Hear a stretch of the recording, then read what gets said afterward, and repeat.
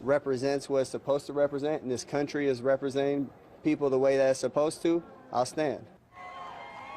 Well, that was San Francisco 49ers quarterback Colin Kaepernick explaining why he says he will not stand for the national anthem. The internet, as you know by now, has exploded over the decision to sit, including fans setting fire to Kaepernick's jersey.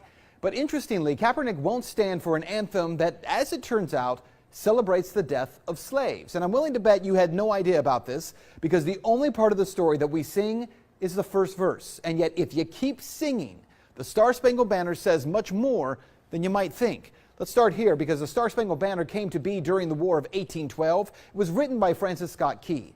The War of 1812 was a war in which the United States attempted to take Canada from the British Empire. But the U.S. underestimated the British, who were able to overrun Washington, D.C.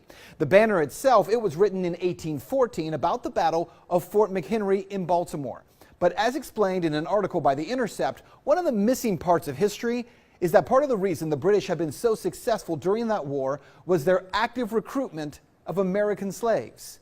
Whole families found their way to the ships of the British, who accepted everyone and pledged that no one would be given back to their owners. Adult men were trained to create a regiment called Colonial Marines, who participated in many of the most important battles, including the August 1814 raid on Washington.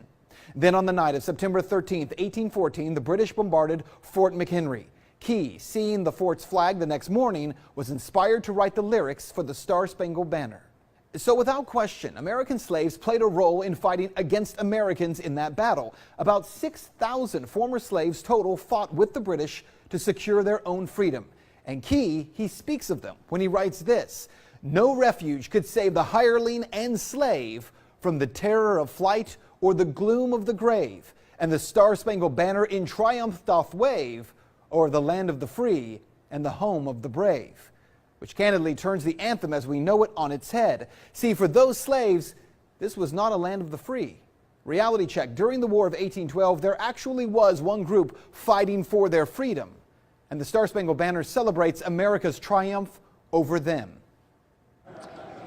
There's a lot of things that need to change. One specifically is police brutality.